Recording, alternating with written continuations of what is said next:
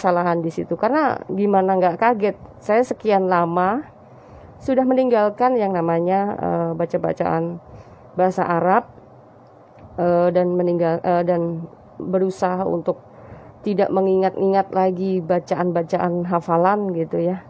Terus tiba-tiba aku diuji harus menghafal surat Al-Kafirun dan harus membaca Arab gitu ya teman-teman ya.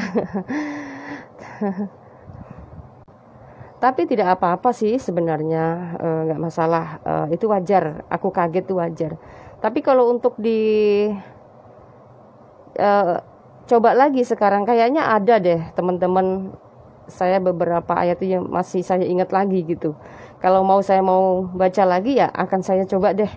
Kalau waktu itu memang saya benar-benar kaget gitu, karena sudah sangat lama. Karena gini teman-teman, ketika aku merasa sadar bahwa aku harus menyampaikan kebenaran kepada semua orang, otomatis kalau saya sharing sama teman-teman muslim ya saya memakai bahasa Indonesia. Saya mengutarakan sesuatu ya memakai bahasa Indonesia. Lebih tepatnya saya kalau memberitahukan sama mereka ya saya pakai bahasa terjemahan saja, biar mereka cross check sendiri maksud saya. Karena gini, pikir saya ketika saya menyampaikan kebenaran di dalam Quran itu dengan terjemahan, mereka lebih paham, nanti akan mengerti, oh ini di surat ini, oh di ini, oh ya di Quran ini, saya ngerti bahasa Arabnya artinya atau apa. Saya pikir begitu. Tapi kenyataan sebenarnya muslim yang saya jumpai, mereka kalau ditanya nggak tahu, bahkan banyak yang nggak tahu tentang sejarahnya pun banyak kan nggak tahu gitu. Yang mereka tahu hanya membaca, menghafal gitu ya. Oh tidak saya ragukan kalau mereka membaca tuh pokoknya a'udzubillahi minasyaitonirrajim, pokoknya paseh lah gitu ya. Membaca Qur'annya itu bagus gitu.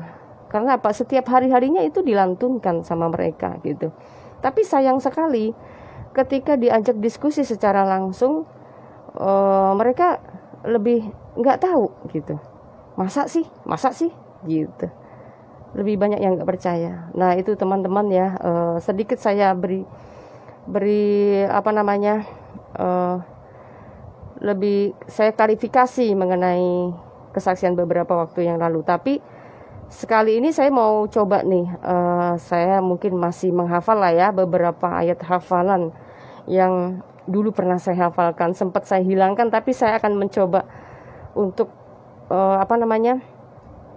mencoba untuk saya mau menghafal lagi gitu. Kalau ada salah ya maaf ya teman-teman ya gitu, bisa dimaklumin kan, karena saya sudah tidak terbiasa lagi dengan harus fasih membaca bahasa Arab gitu. Karena saya bukan orang Arab, karena saya orang Indonesia, maka saya sudah terbiasa dengan memakai bahasa Indonesia gitu teman-teman ya.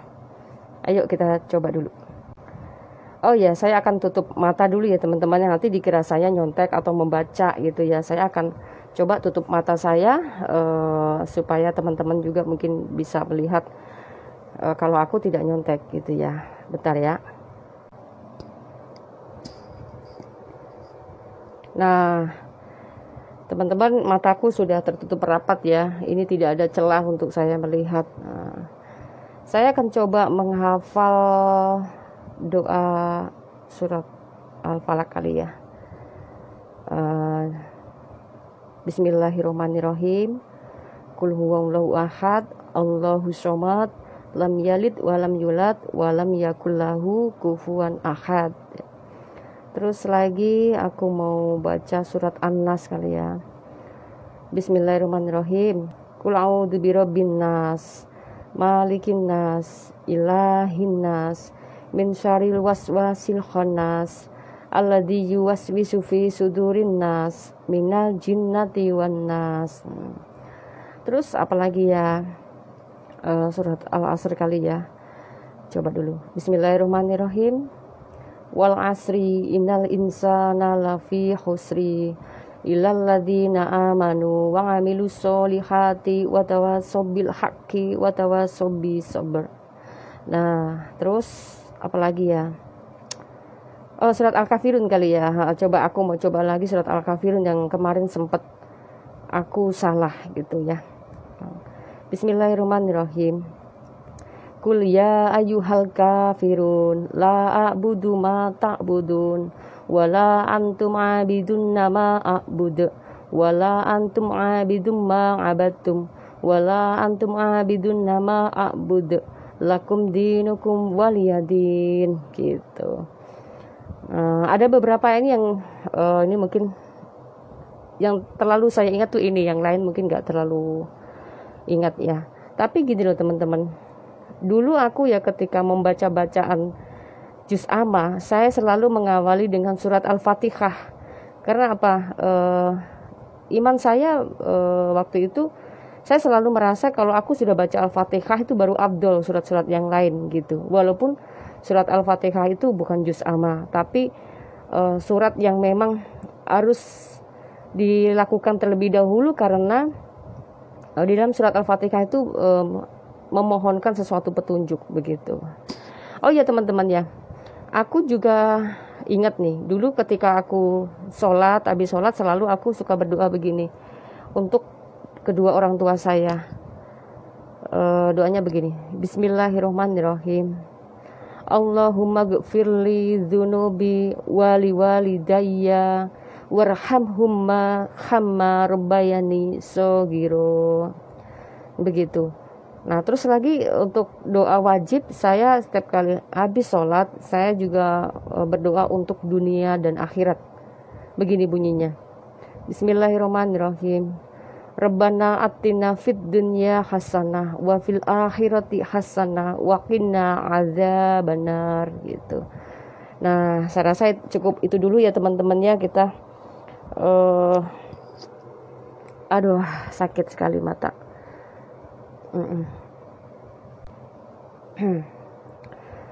Oke, ternyata teman-teman muslim memang sepertinya tidak percaya kalau saya mantan dari muslim ya, tapi saya kan tidak pernah mengaku saya ini mantan ustazah, kan tidak ya kan. Saya kan udah menyaksikan bahwa saya adalah orang Islam yang awam ya.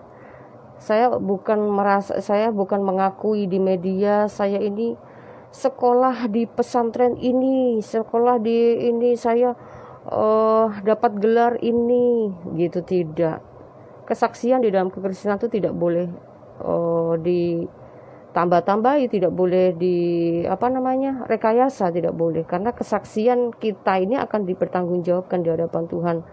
Karena yang mendengar ini bukan 1-2 orang ya teman-teman ya.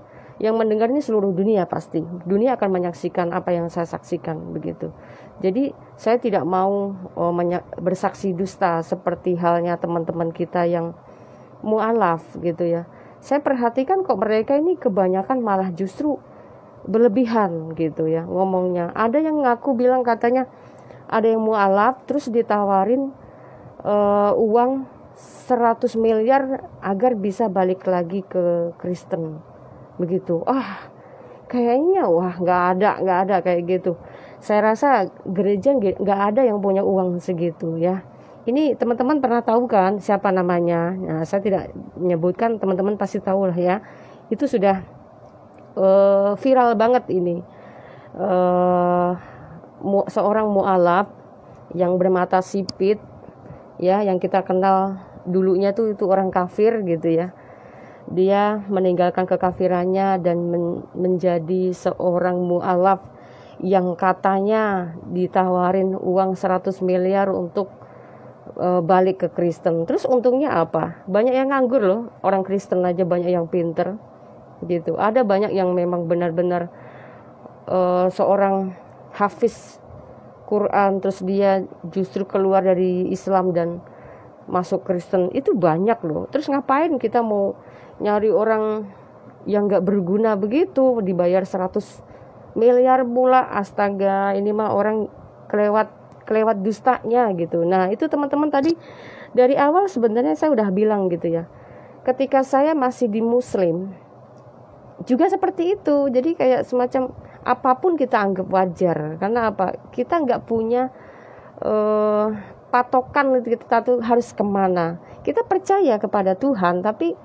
seolah-olah kita nggak percaya juga sama Tuhan gitu. Kita menyembah Tuhan, tapi kayak nggak percaya Tuhan itu mau hukum saya, Tuhan itu mengazab saya, itu tidak ada gitu. Makanya kan nggak heran. Saya rasa para mualaf yang suka berbohong, kelewat bohong ini justru menista agama Islam loh, bener. Karena bikin malu orang Islam sendiri. Karena apa? Buat dia, saya rasa ada sesuatu yang dia cari, terus